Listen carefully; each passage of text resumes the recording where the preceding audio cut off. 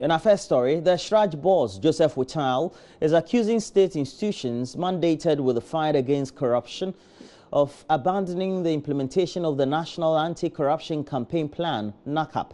According to him, almost all partners in the execution of the plan have failed to ensure a successful rollout.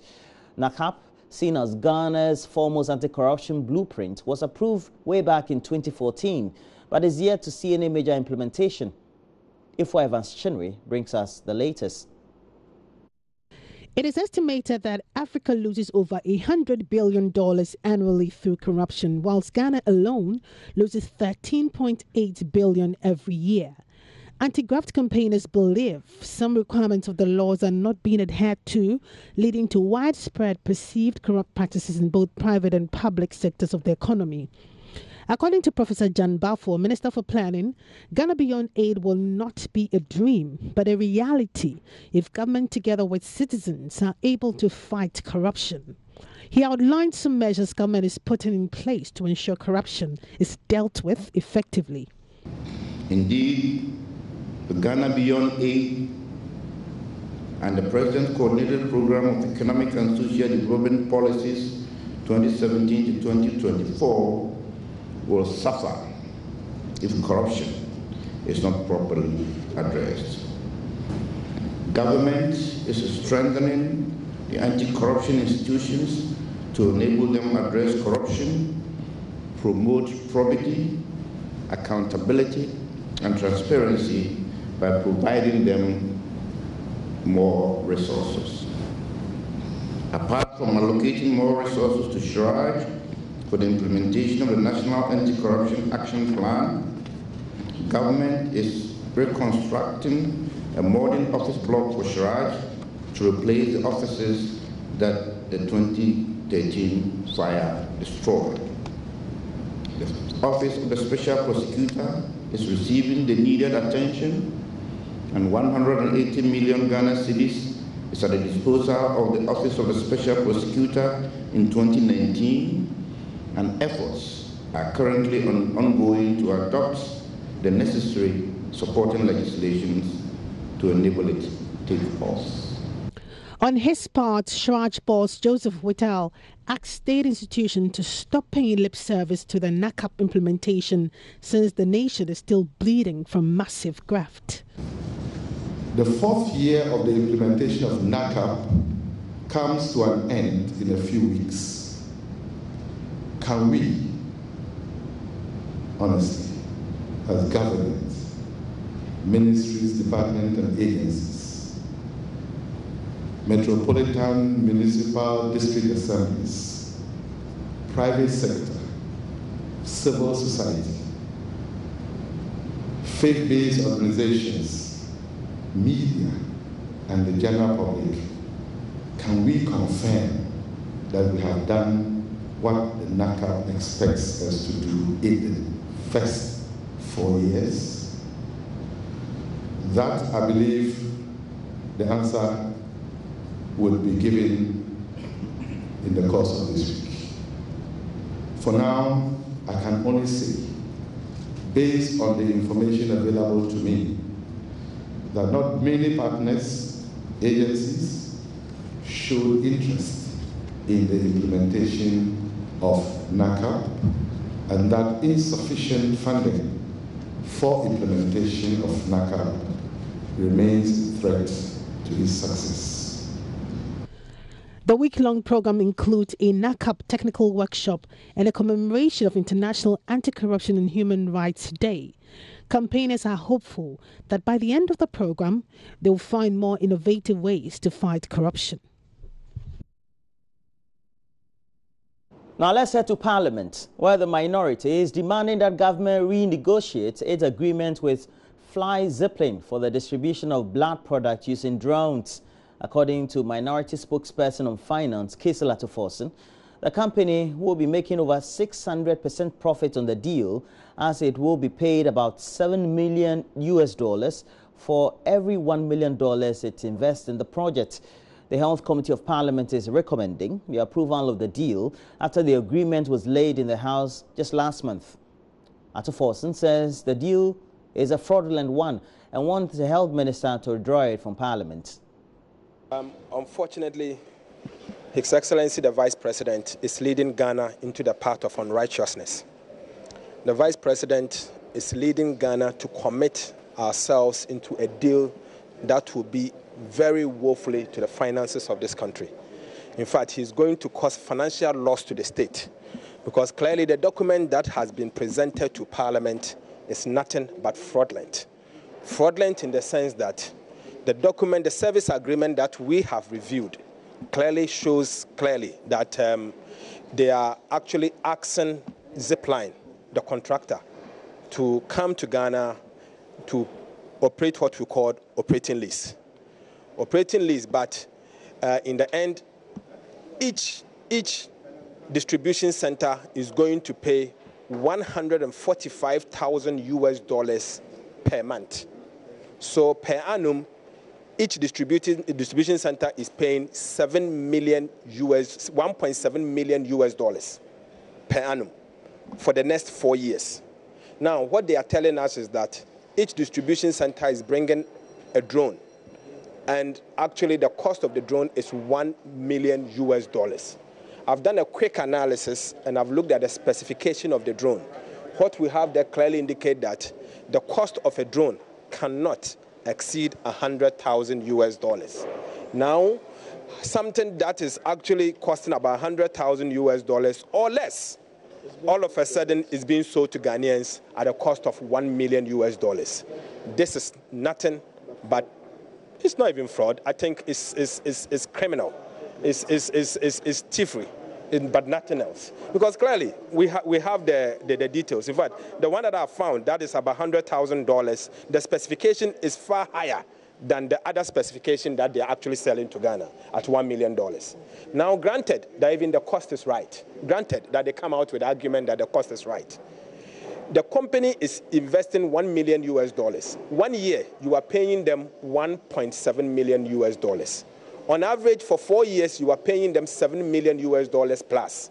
And so they are ending up having profit returns on that investment, approximately 600% on one distribution center, 600% returns.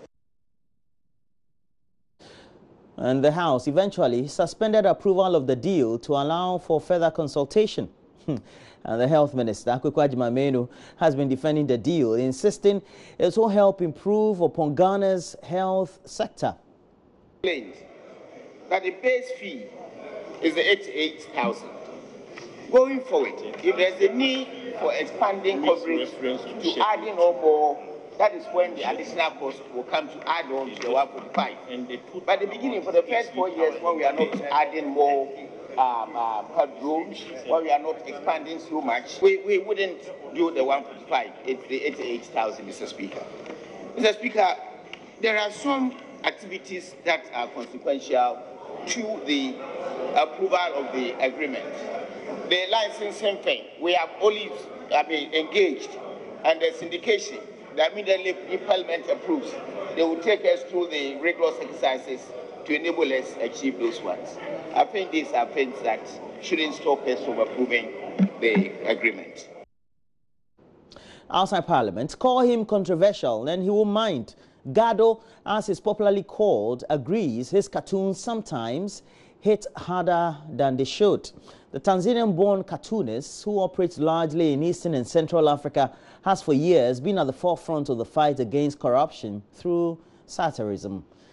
Joseph Akable caught up with Gado on the sidelines of an African Union high-level dialogue on corruption. Is calling for collaboration among anti-corruption crusaders in Africa. Typical Gado cartoon, pretty much controversial.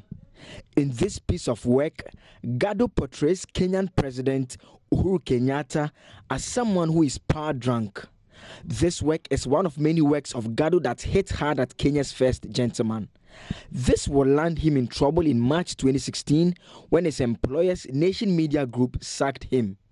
In the popular cartoon published in the East African newspaper, Gado depicted Tanzanian President Kikwete caricatured half-nude, eating grapes from the hand of one of 7 well-endowed ladies. Each of the ladies represented 7 weaknesses in Jakaya's government: chronism, incompetence, among others. Born Godfrey Mwapembwa, Gado has for more than 2 decades operated largely in East and Central Africa. I caught up with him on the sidelines of an African Union high-level dialogue on corruption. I've been working for a long time. I did start working in professionally from 1992, and I suppose as an artist from school, I used to, as a talented boy, I used to draw all the time. But I did join the Daily Nation from 1992, and since then I've been working as a political cartoonist, but also I've gone on to become an animator and a TV producer and a satirical writer. But I've continued doing editorial cartoons throughout my career. I've looked at a few of your works and I realized that, I mean, they are pretty much controversial sometimes. I hear you've landed in trouble a few times. Tell me about it. Well, I've gotten into trouble quite a number of times, a lot of times, I must say. But that's also the nature of satire, and it's the nature of editorial cartooning. It's a controversial art form. It's confrontational. It speaks truth to power, and authority, doesn't like that. And so you should be prepared to face challenges here and there. You should be prepared to face threats here and there. I've been very happy. I'm very happy to say that over the course of the years, I've been, lucky to work with very fairly independent organizations. So they gave me a platform to work very independently, I must say, which is not easy to get in Africa. It's not, you don't have as many media houses that would give a satirist that kind of platform. And so I remain humble because I understand that fact.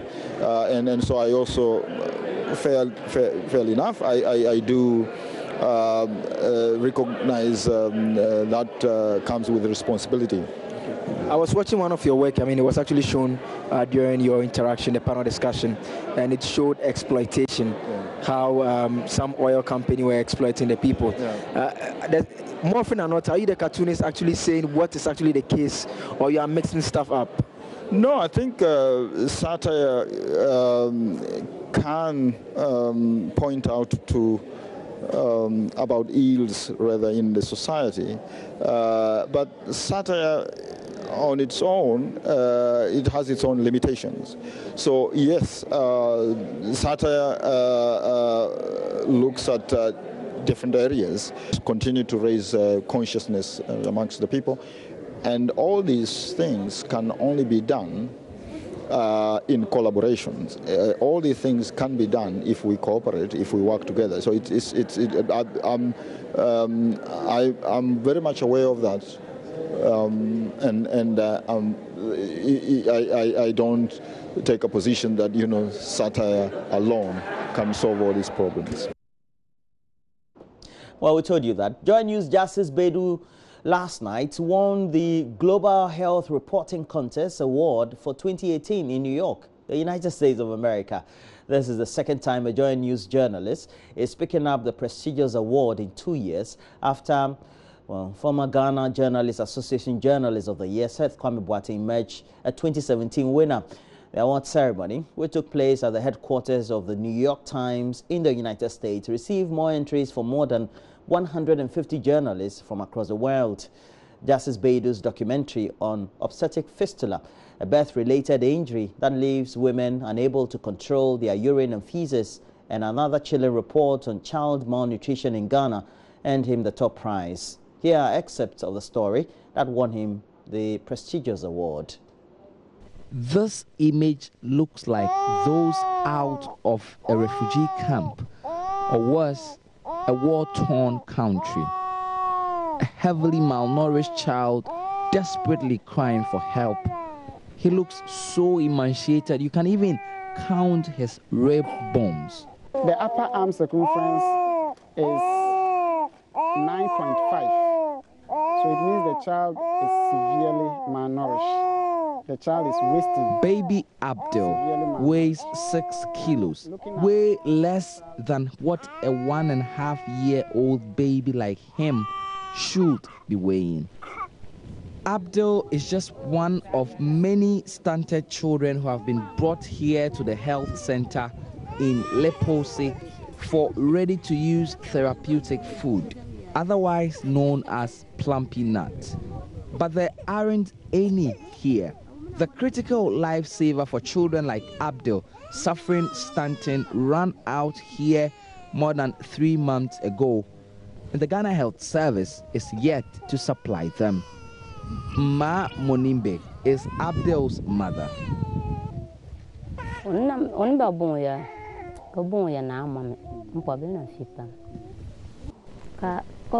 of the children are born malnourished, and in this area, when you give birth, we get pregnant early again. So a child would be 3 months and the mother would get pregnant. So we can't breastfeed, and so they get malnourished.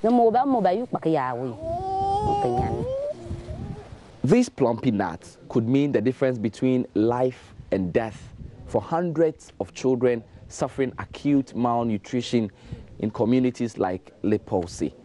They've already done 3 months of wait, and as the clock ticks, nobody knows how many more days they would have to wait. This small town in the Nanumba North District is one of the towns with the highest malnutrition numbers in this area, recording at least 3 cases of stunted children every month. Daniel Al-Hassan, the nurse here, says time is running out for the children. My fear is that if we don't get this plumpy nut in time, most of the children will experience a severe form of malnutrition. These children, when they are malnourished, their immune system suppresses. So any little infection takes the child away. Something like common malaria can lead to death. The most affected are the underones and are pregnant women. Dr. Stephen Dadia is the district health director for Nanumba North. He says the shortage is a regional crisis. For the past 3 months, we could take delivery of over 50 cartons of the plumpy nuts. But as I speak to you now, 2 weeks ago when we went to Tamale, one made a request. We had only 4. It is a regional-wide issue. It is not just Nanumba North. Several lives are dependent on the supply of these plumpy nuts, and that must be soon rather than later. Justice Baidu, JoyNews, Leposi. And that's it. But look, we'll be speaking to Justice. We'll be congratulating him for that award, but also we'll be getting some information as to how keen the contest was and what motivated him to put in this award. Congratulations to you, Justice Baidu. But we have to do all that as we review the newspapers and onwardly look at what the latest sports stories are. Benedict Owusu and the rest of his team will be here. If in case you want to get interactive, please, you can do so. And we have our Facebook page, JoyNews on TV. We also have a Twitter handle, at JoyNews on TV. You can also watch us live through My Joy Online TV on YouTube. Stay with us.